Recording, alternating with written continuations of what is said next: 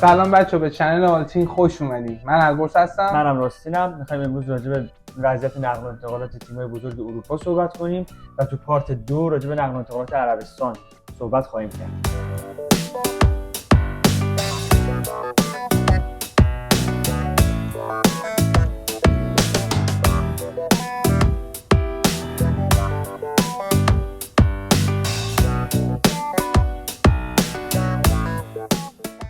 خب راست این هفته تو پریمیر لیگ چه خبره؟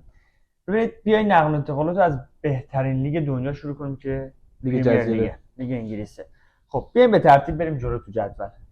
تیم اول لیگ انگلیس پارسال این قهرمان لیگ انگلیس منچستر سیتی بود. درسته؟ خب اگه بخوایم وضعیتش رو بررسی کنیم، سرمربیش که همون پپ گواردیولا هست، بهترین مربی حال حاضر دنیا تقریبا. و اگه بخوایم از عقب به جلو بخوایم وضعیتش رو بررسی کنیم، دروازه‌بانش همچنان ادرسون مونده. تو خط دفاع دیاز هستش، استونز هست، لاپورته هستش، واکر رو دارن برای دفاع راست، آکانجی و آکر رو معمولا دفاع چپ بازی میده. و یه خریدی هم که احتمالاً دیگه میگن تقریبا 90% تمام شده، گواردیولا دارن از لایپزیگ دیروز میگیرن، مدافع کرواسیاییه. خیلی بازیکن کرواسی. این از این. تو خط دفاع هم که تو خط هافبک هم که یه تغییر داشته، گوندوغان فروخته بارسا و به جاش کوواچیچو از چلسی خریده. و برناردو سیلوا، رودری، فلیپس و پالمر هم که تو خط هافبکش هستن. تو خط حملهشون تفاوتی نداشته. ارلینگ هالند هست، جک گریلیش، ریاض محرز و خولیان آلوارز. محرز که رفت به عربستان و فودن هم که داره. این از وضعیت منچستر سیتی که به نظر من تیمش امسال هم کاملا مدعیه. حالا بذار کم راجع به تاتنهام بهت بگم. هنوزم که هنوزه هری کین برای قرارداد بعدیش امضا نکرده با تاتنهام و میخواد از کلاب بره. احتمالاً تاتنهام حاضر بفروشتش ولی قیمتش خیلی بالاه، 100 میلیون پونده. و تیم آخرین آفری که بایرن داده مثل که 95 میلیون یورو بود. 95 میلیون یورو بود. 95 میلیون یورو بود که هنوز اونا پوند میخوان، یعنی عملاً یه 20 میلیون یورو این وسط فرقشونه. هنوز جواب ندادن البته. هنوز جواب ندادن ولی خب مسخره است واسه 20 میلیون یورو مثلا بخوای هری کین رو نگیری. هری کین که بهترین گلزنای پریمیر لیگ الان یکی از بهترین. تو تیمی مثل تاتنهام تو مدعی آقای گلی باشی، مخصوصا تو تیم مثل بایرن که استرایکر خوب نداره. حالا بایرن میرسیم ولی ضعف اصلیش مهاجم نوکشه. دقیقاً. البته بگم تیم باشگاه بایرن مونیخ همیشه به خودش افتخار میکنه که زیاد واسه بازیکن پول خرج نمیکنه و سعی میکنه بازیکن‌ها رو بسازه، ولی این دفعه مجبوره چون نه بازیکن خوبی داره که جوون باشه و استرایکر باشه و هری کین یکی از بهتریناست. قشنگ میتونه شانسشون رو توی چمپیونز لیگ به شدت بالا ببره. حالا از طرف تاتنهام الان یه ذره به مشکلات سیستماتیک برخورده. چرا؟ چون اونر باشگاه یه سری مشکلات مالیاتی پیدا کرده. ما تا چی ما رفتیم تو گل و ممکنه پریمیر لیگ مجبورش کنه باشگاه رو بفروشه. یه سری کارهای خلاف کرده که حالا وارد جزئیات نمیشم. و الان باشگاه پول واسش خیلی مهمه و واسه همینم همه دارن میگن خب اگه هری کین رو بخوام بفروشن یه پولی دستشون میاد، مشکل باشگاه از بین میره. ولی اینطور نیست. چه هری کین بره چه نره باشگاه واسه خودش میمونه. چون اگه هری کین رو بفروشن 100 میلیون یورو بهشون میدن، باشگاه تا چند سال آینده اوضاعش خوبه اگه نخواد با اون بازیکن بخره. ولی اگه نخوان این کارو بکننم هر سال برن تو چمپیونز لیگ، به فرض که هر سال با هری کین برن تو چمپیونز لیگ، حدوداً سالی 30 میلیون پوند از چمپیونز لیگ خودشون میگیرن به خاطر اینکه تو بازی شرکت کردن. البته با هری کین چند روزی هر سال نمیره. اصلا امسال فکر کنم لیگ اروپا رفت. اوکی، ولی به هر حال چه چمپیونز لیگ چه لیگ اروپا درآمد خیلی زیادی واسه باشگاه میاره. تازه لیگ اروپا هم نرفت، هشتم شده. یعنی هیچ امسال شرکت نمیکنه. داریم از سال بعد در نظر میگیریم. ولی خب به هر حال به نظر من بهترین کاری که هری کین رو بفروشن دیگه، وقتش رسیده. خب راجع به تاتنهام، راجع به وضعیت حالا که بحثش شد، راجع به وضعیت ترانسفر و نقل و انتقالاتش می‌خوام صحبت کنیم. اولا مربیش که خب پارسال کنته به مشکل خورد با مدیرا و رفت و بعد دستیار کنته رو تقریبا فکر کنم یکی از دستیاراش بود که گذاشتن موقت تا آخر فصل که اصلا خوب نبود. برای مربی استرالیایی جدید آوردن که سرمربی سلتیک بوده.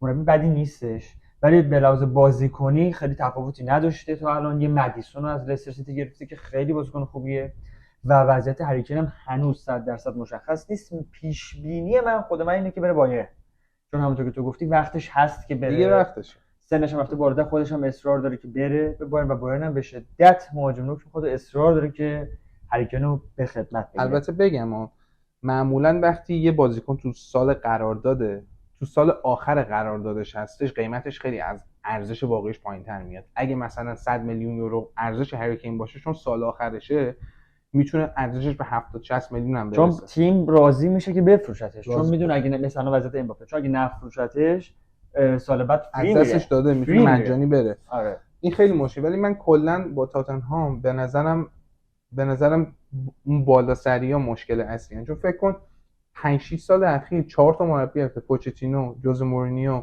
سال قبلی اسمش چی بود؟ کنته. با این با جدیده که اسمش خیلی سخته، حتی نمیتونم تلفظ کنم. و مربی خوبی میان ولی هیچ کدوم تو نمیمونه، ساختار تیم خوب نیست دیگه. خود هم جوزه مورینیو گفته، هم کنته گفت، جفتشون گفتن این تیم بازیکناش و تیم شخصیت موفقیت نداره. ببین هم جوزه مورینیو هم کنته جفتشون، جوزه مورینیو که مربی مورد علاقه من خیلی جوزه مورینیو مربی مورد اصلا شاید اصلا فیوریت، یعنی فیوریت کوچ من میشه کلا، و کنته هم جوزه مربیه که من خیلی دوستش دارم و جفتشون تو تاتنهام موفق نشدن. و جالبه که جوزه مورینیو تو تنها تیمی که نتونسته جام بیاره تاتنهام بوده. یعنی این همه تیم مربی گرفت تو همه قهرمانی رو تو تاتنهام نیاورد. اصلا یه جوکه. تاتنهام تا حالا هیچ جایزه یا تو هیچ لیگی نبرده، هیچ جامی نبرده. تنها چیزی که برده یه کاپ خیلی داغون توی مثلا یه دونه فرندلی مچای 6 تا بازی بوده، سه تا تیم خوب، 3 تا تیم بد با هم دیگه فقط واسه اینکه مثلا فنا ببینن بازی کردن، اونو برده. این تنها جامیه که این تیم گرفته. تیم شخصیت نداره، میدونی کاراکترشو نداره، ساختارش غلطه. اینو هم جوزه مورینیو گفته، هم کنته گفت. کنته سر همین خیلی کنته تلاش کرد برای تاتنهام. من پارسال چون دوستش داشتم دنبال می‌کردم بازی تاتنهامو، ولی نداره دیگه. حالا به اصطلاح وینینگ کالچر نداره، وینینگ آف. دقیقاً. و خود هری کین هم متوجه شده که ما تالنتی مثل هری کین اوج و پرایم فوتبالشو یه جوری به نظرم تو تاتنهام هدر داد. ولی خب پای وفاداری به تیمش هم موند، ولی این قشنگیش به اون بود. ولی خب دیگه وقتشه برای تیم خفن‌تر که واقعا قدرش فوتبال به نظر من دیگه معنی نمیده. قبلا معنی میداد، الان وقتی به یارو مثلا 100 میلیون دلار در میاره میگه وفادار به تیم، به نظر من اصلا وفاداری تو فوتبال دیگه معنی نداره. دیگه کم شده. ولی من به شخص به عنوان طرفدار فوتبال بازیکنایی مثل کارلوس پویو، فرانچسکو توتی، پائولو مالدینی، لیونل مسی، پول اسکولز، امثال اینا که مثلا تا آخر پای تیم موندن و من اینا رو خیلی بیشتر دوست دارم، براشون ارزش و احترام خیلی بیشتر قائلم. خب آره درسته، ولی وفاداری وقتی میارزه که تو خودتو بالاتر از باشگاه قرار ندی، مثلا حقوق تو به کمترین حالت ممکن برسونی که بتونی تو باشگاه بمونی، که یکی این کارو نکرد برفت پاریس سن ژرمن. این وفاداریه به نظر من. به هر حال وقتشه بره دیگه. به نظر من فکر کنم بره بایر امسال. اینم از تاتنهام. بریم سراغ تیم دوم لیگ پارسال پرمیر لیگ که آرسناله.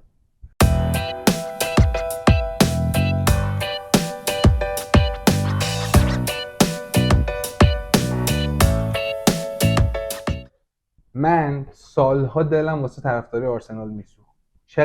چند سال تیم بدی داشتن، اصلا نمیتونستن نبیان چمپیونز لیگ نه یورولیگ. چرا اومدن الان؟ ولی یکم الان اومدن ولی قبلا نمیتونستن بیان. طرفداری خیلی زیادی تو ایران داره ولی تیم وحشتناک بود. ولی الان آینده خیلی واسش روشنه. رایس رو گرفته، ساکا رو داره، هاورتس رو از چلسی گرفته. این تیم آیندهش خیلی روشنه. یکم بیشتر برامون بگو. ببین آرسنال، اکثر طرفدارای آرسنال نسل قبلی، یعنی از جدیداتی که در 80 90 کمتر ما آرسنالی داریم. خب اولین کسی که به ذهنم میاد ام جیه، سهراب ام جی. خب اون مثلا هستش. ولی من خودم دوستی آرسنال خیلی زیاد داشتم که سالها مسخرهش رو میکردم، چون اصلا اینا لیگ یوروپ لیگ هم نمی اومدن، چه برسه چمپیونز لیگ بعضی موقع، و واقعا ترکیبشون خیلی تیمشون ضعیف بود. ولی آرتتا خب دستیار اول گواردیولا که سالها دستیار اول گواردیولا بود، یه دفعه اومد سرمربی آرسنال شد و ببین مربی که از جنس خود باشگاه است، مثل زیدان تو رئال، مثل آرتتا تو آرسنال، مثل یکی دو سه روز پیش مثال زدم ژاوی تو بارسلونا. اینا من حس میکنم که خیلی دلسوزانه تر و متعصبانه تر برای تیم زحمت میکشن. آرتتا هم یه همچین وضعیتی داره، واقعا اومد به جون کند و تیمو به نظرم ساخت و ببین به لحاظ مهره اصلا قابل مقایسه نیست با منچستر سیتی، ولی پا به پا تا لحظه آخر لیگ رفت دیگه. حتی یه هفته‌های طولانی صبر نشین هم بود، امید داشتیم بگیره، حتی امید داشتیم که قهرمان شه. آخراش کم آوردن یکم. حالا اسکواد خیلی خوبی داره، مربیش فوق‌العاده است و اسکواد خیلی خوبی داشت. نسبت به سیتی خیلی ضعیف‌تر بود، ولی دو سه تا خرید اینجا کرد که به نظر من ضعفاشو یه ذره پوشش داد. ببینید تو خط دفاع رمزدیلو داره که گلر خوب، با گلر برندفورد رایا هم مذاکره کردن که اونم گلر خیلی خوبیه، کیپر خیلی خوبیه و با فکر کنم 40 میلیون یورو اینا دارن توافق میکنن که بیاد. پس میشه دو تا گلر خوب. درسته. خط دفاعش وایتو داره، گابریلو داره، سمت چپش تیرنیو داره و زینچنکو. دور تو خط دفاع بجز گابریل سالیبا هم داره و تیمبر رو از آژاکس گرفته. میایم تو خط دفاع، یعنی خط دفاع رو یه دونه بازیکن خوبم از آژاکس گرفته و برده بالا. میایم تو خط هافبک. ژاکا رفت از آرسنال. خب کاپیتان آرسنال بود و هافبک خیلی خوبی هم بودش، ولی سرش که رفت بود بالا شاید وقتش بود که جایگزین کرد. الان توماس پارتیو داره، جورجینیو رو گرفت از زمستون قبلی از چلسی و رایس آورد، یا هافبک فوق العاده ملی‌پوش انگلیس، آینده خیلی روشن از وستهم. خیلی هم دیفنسیولی بازی میکنه، دفاعش فوق العاده است. آره خیلی هافبک خوبیه. به نظرم یه خرید خیلی خوب کرد اینجا. و اودگارد هم که داره که پارسال درخشید برای آرسنال. هافبک قبلا رئال بود و تو رئال اصلا جواب نداد، لون دادنش و بعد تو آرسنال واقعا درخشید، شد یکی از لیدرهای تیم. درسته. هاورتس هم از چلسی خرید. به نظر من دلیلش اینه که چون امسال تو چمپیونز لیگ ان دیگه. درسته. هاورتس قهرمانی داره. هاورتس یه بار با تیم چلسی قهرمان شد.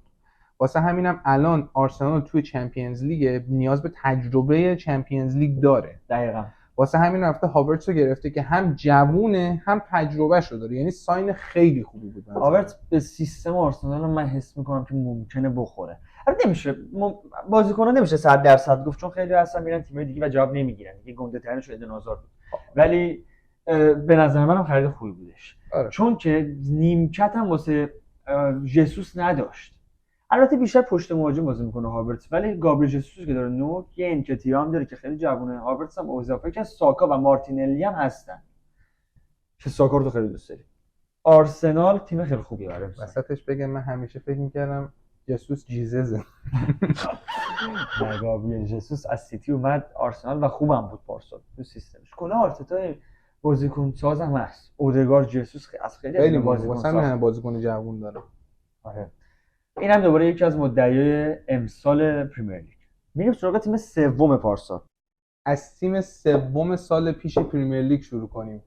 شیاطین سرخ یا منچستر یونایتد خودمون که مربی آورد که چند سال دنبالش بود، اریک تنهاگ یا تنهاخ خیلی میگن، اضافه شد به منچستر و همون لحظه که اومد من به رفیقم گفتم این مربی منچستر رو میسازه. خیلی مربی خفنیه. حالا بجز اینکه با رونالدو به یه سری مسائل خورد و یه ذره محبوبیتش یه ذره برای گروه کم شد، ولی مربی خفنیه. اومد خریدای خیلی مناسبی داشت برای منچستر نسبت به باجتی که داشتن. انتونی خیلی خرید خوبی بود. انتونی خرید خوبیه. قیمتش خیلی بالا بود. ببین اون قیمت بالایی که خریدن و تو فشار هوادارا خریدن. چون یه دفعه منچستر سیتی رفت هالند رو گرفت، همه تیم‌ها خرید که منچستر خریدی پارسال نکرده بود. فنا فشار آوردن رفتن یه دفعه آنتونی و کاسمیرو رو خریدن. درسته بالا خریدن ولی بازیکن خوبیه. آنتونی و کاسمیرو هم پارسال آوردن که اونم خیلی خوب. مثلا کاسمیرو هیچ وقت نمیتونه اشتباه کنه. وقتی میری کاسمیرو رو می‌خری همیشه خرید خوبی بوده. هیچ وقت نمیتونه خرید خیلی هم مفید و به درد بخور بود. البته نمیدونم عکسای جدیدشو دیدی یا نه، خیلی اوت اف شیپ، چاقه، یه ذره قشنگ قب داره. حالا دیگه سامر بوده دیگه. میاد خوشونو میسازه. حالا ببین تمرینات پیش فصل. من انتظار دارم امسال یه سقوطی داشته باشه تو کیفیت بازی. ممکنه چون سنش هم داره میره بالا. ممکن. بعد خب منچستر اگه بخوایم از عقب شروع کنیم، یکی از اسطوره‌های تیمش رو از دست داد، داوید دخیا که دیگه رفت خدافظی کرد. وقتش هم بود. خودشون نخواستن. وقتش هم بود آره، چون دیگه واقعا یه ذره پارسال اذیتم کرد تیم. سوت اشتباه زیاد داشت. ولی بهش اونانا رو گرفت از اینتر. گلر به نظر من گلر خوبی میتونه درات. یه ذره هیجانیه تو بازی، داد و بیدادش تو بازی زیاد و میدونی حس میکنم به سبک تیم تنهاخ یا منچستر میخوره. این از این. دفاعش که واران و لیساندرو مارتینز و تو آرژانتینو، فنبیساکا، لوکشا. تو دفاع خرید خاصی نداشت آنچنان. دفاعش خوب نیست اونجوری نسبتا به تیم‌های دیگه پرمیر لیگ. مثلا شاه و بنبیساکا خیلی عادیه. چپ و راست به نظرم نیاز داره. ولی خب میدونی که منچستر همیشه با اونراشون مشکل دارن. یه گلیزرها اصلا به زور باید یه کاری کنی دوتا خرید کنن برای تیم سالی. میگن همش میخوان بفروشن تیمو، ولی خب قیمتشون خیلی بالا. خیلی تیمونه خیلی اونرا نمیخوان بخرن. آره. بعد تو دفاع فکر نکنید یادم نمیاد خرید خاصی کرده باشن. اگه بریم تو خط هافبک خوب اریکسن رو دارن، کاسمیرو رو دارن، وضعیت هافبکشون خوبه. برونو فرناندز رو دارن و میسون مونت هم که اضافه کردن بشه. درسته. تو خط حمله هم که جدون سانچو، آنتونی، رشفورد، مارسیال و هویلند از آتالانتا خریدن. اگه اسمش رو اشتباه نگم خیلی هم گرون خریدن. خیلی گرون خریدنش و اونم نروژیه باز اگه اشتباه نکنم. و با حالا همه میگن رقیب هالنده، ولی خب هالند آمارش خیلی بهتر از هویلند بود. هالند توی لیگ دیگه ولی ممکنه بیاد بدرخشه. تو آتالانتا خوب بود. مهاجم نوکیه که به نظرم نیاز داشت یونایتد بعد رونالدو مهاجم نوک نگرفت. دنبال هری کین رفت، به تفاهم نرسیدن با تاتنهام و یه مهاجم نوک می‌خواست. رشفورد نوک نیست. نوک بازیش وینگ ولی نوک بازیشو نداشتن. اینو گرفتن برای نوک. و ویخورست هم که جواب نداد خیلی. در حد نیمکته. اینم از یونایتد. وسط طرف گرین بودم اومده، ولی نمیدونم حالا شرط بازی داره یا نداره. نمیخوام، مثل اینکه مربی زیاد نمیخواد بازیش بده، ولی خود گرین بود گفته شده که میخواد بازی کنه. خوبیه به نظرم. سوخت، کاملا سوخته تو این شرایطی که الان دنیا داره و افراط تفریطی که هست. ولی اگه بتونه بازی کنه به نظرم منچستر یه استعداد مهم داره. گرین بود خیلی خوبه. یه جوونم دارن گارناچو، یه سال رو شده، اونم خیلی خفنه. یه وینگر خیلی خفنه، جوونه که اگه اونم کارش بگیره و مثل خیلی از این خب از این جوونا زیاد داریم. پارسال خوب بود. آره پارسال خوب بود. بعد ببینیم چی میشه امسال دیگه. منچستر امسال پرمیر لیگ به نظرم جذاب ترین لیگه. تو نگاه کن همین الان 3 تا مدعی فقط راجعش حرف زدیم. تاتنهام تا الان چی؟ ولی منچستر یونایتد، سیتی، آرسنال، لیورپول و نیوکاسل و چلسی 6 تا تیم قشنگ خفن داره که هر کدوم میتونن برای قهرمانی برن. راجع به لیورپول صحبت کنیم. حتما لیورپول مربیش کلوب اصلا 20 عالیه. اومده آقای معمولی چقدر دندون داره. دیروز اومده یه سری حرفا زده، اعلام نگرانی کرده از طرف عربستان. حالا چرا؟ ترانسفر ویندو اون پنجره‌ایه که تو میتونی توش بازیکن خرید و فروش بکنی توی لیگ‌های مختلف فوتبال. معمولا تمام پنجره‌های خریداری همه لیگ‌ها با هم یکیه، واسه همینم بالانسش وجود داره. ولی الان عربستان پنجره خرید و فروشش خیلی بیشتر از لیگ‌های دیگه است، تا خود اکتبر ادامه داره. خب واسه همینم باعث میشه که مثلا لیگ عربستان بیاد یه بازیکن از لیگ جزیره بخره روز آخر پنجره. خب بعد لیورپول دیگه وقت نداشته باشه بیاد این بازیکن رو جایگزین کنه. آره دیگه نمیتونه. باید وایس تا ژانویه که دوباره پنجره خرید و فروش باز میشه و به نظر من این مشکل بزرگه، چون تا الان مشکل نبوده چون عربستان لیگ خوبی نبوده، ولی الان که داره بازیکن‌های خوبو میگیره این یه مشکل خیلی بزرگه. به نظر من باید فیفا دست به کار بشه، چون اینطوری می‌بینیم مثلا محمد صلاح رو روز آخر میخرن و یهو مثلا اینا تا خود جنیوری هیچ کیو ندارن به جای محمد صلاح بازی بدن. لیورپول شاید اصلا نتونه مثلا بیاد بالا. دقیقاً این مشکلی که ممکنه بهش بر بخورن. الان بایرن مثلا مانع رو گرفتن دیگه، باید سریع براش جایگزین بیاره. آره ولی خب این وقت خوبی بود، ولی داریم میگیم اگه بعد از تموم خیلی بد میشه. حالا بیشتر روی لیورپول حرف بزن. روی لیورپول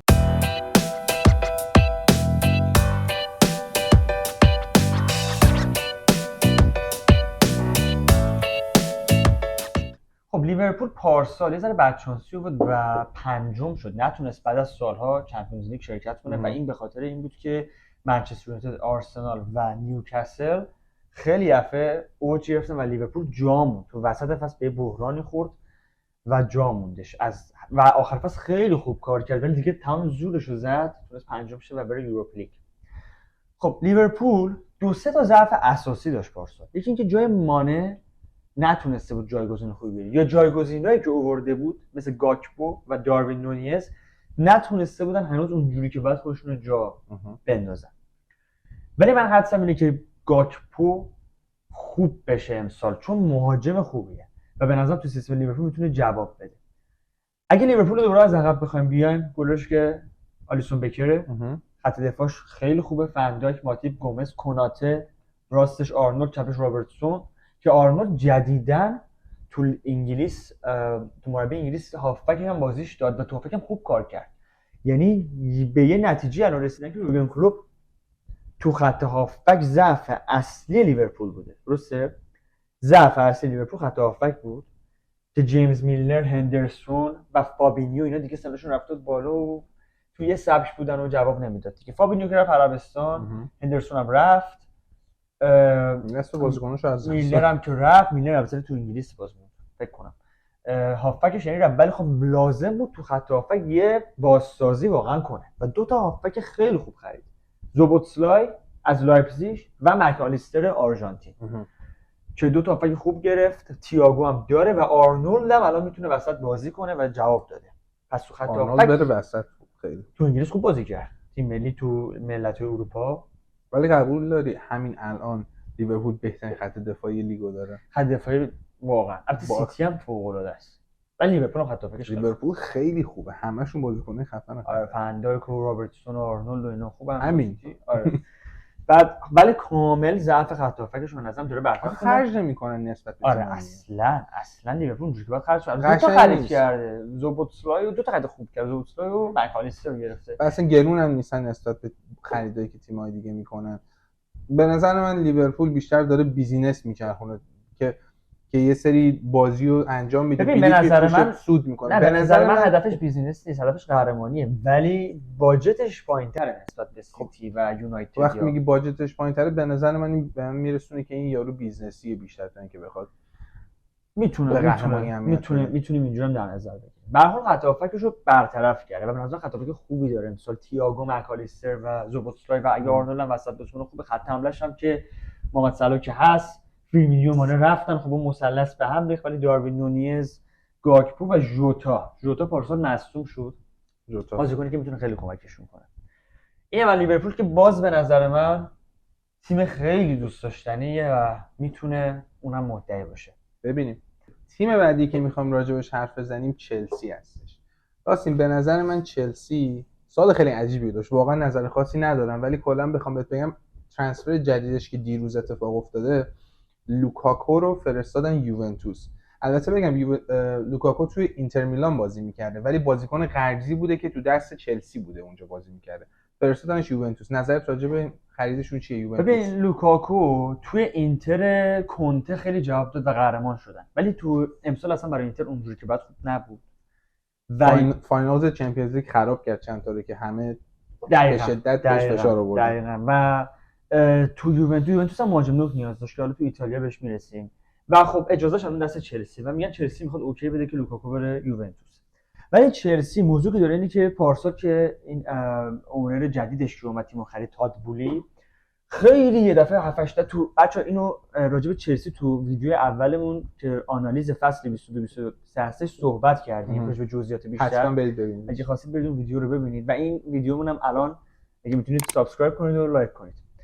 بعد چلسی لازم داشت که به نظرم یه تصفیه اساسی کنه چون یه 7 8 10 تا بازیکن خریده بود به اضافه اسکوادی که قبلا داشت اضافه کرده بود و خیلی عجیب غریب بود. و یه تصفیه صورت گرفت. خیلی بازیکن از تیمش رفتن مثل میسون ماونت، مثل کانته، مثل آسپلیکوتا، مارکوس آلونسو، کلا خیلی از بازیکن‌ها از تیمش رفتن امسال و چند تا خرید خوب کرد و به نظرم یه تصفیه کلا تو تیمش اتفاق افتاد. یکی از بهترین خریداش که کرده انکونکوه از لایپزیگ خرید، خیلی بازیکن خوبیه.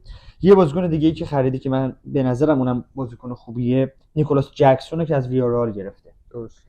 و یکی دو تا جوان هم گرفته مثل ساموئل اسمیت و اینا و چلسی از همه مهمتر مربیشو تغییر داده و پوچتینو رو کرده سرمربی که توی تاتنهام خیلی خوب بود، تو پاریس آنچنان جواب نداد، ولی هواداره چلسی اینطور که من میبینم امیدوارن به پوچتینو که بتونه تیمو بازسازی کنه. مربی بالای استاندارده، بالای خط استاندارده. مربی خوبی میتونه باشه، تو پرمیر لیگ تجربه هم داره و فکر کنم بتونه از چلسی خیلی بازیکن داره، خیلی بازیکن خوب داره، میتونه به نظرم از چلسی تیم خوب دراره.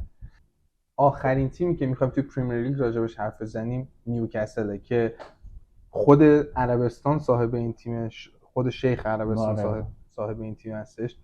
بهترین خریدی که تو این امسال داشتن تونالی بود، از میلان گرفتن. قیمتش هم خیلی بالا بود، حدود 100 میلیون بود. بیشتر راجع به اون ببین نیوکاسل تیم بود که وقتی این از عربستان خریدنش همه حدس می‌زدن که تیم بیاد و یه سری بازیکن گرون قیمت بخره و بکشونه خودشون بالا، ولی هیچ وقت فکر نمی‌کردم من خودم انقدر سریع این کارو کنه. ولی پارسال واقعا به صورت معجزه‌آسایی مربی خیلی خوب آورد، بازیکن‌های ترکیب و بازیکن خوب خرید. ببین یکی مثل پاریس سن ژرمن میرفت ستاره‌ها رو میگرفت، نیوکاسل این کارو نکرد. نیوکاسل اومد یه سری جوون خوب گرفت و یعنی گرون خرید کرد، ولی بازیکنی نگرفت که خیلی اسمی در کنه یا ستاره عجیب غریبی باشه. یه تیمو داره پایه میسازه، از پایه میسازه، ولی جوونای گرونی میخره. ولی نرفت مثلا پاریس رفت مسی رو میگه، راموس رو میگه، اسم در کن. نیوکاسل این کارو نکرد، ولی تیمی که ساخت تیم خیلی خوب گرونی ساخت، ولی تیم خیلی خوبی ساخت و درجا تو سال اولشون هم سهمیه چمپیونز لیگ رو گرفتن. امسال فعلا تونالیو گرفته و بارنز و لستر سیتی گرفته. به نظرم نیوکاسل امسال خیلی خطرناکه، آینده خیلی خوبه، خیلی امسال میتونه تیم خطرناکی باشه و امسال در کل به نظر من پرمیر لیگ جذاب ترین.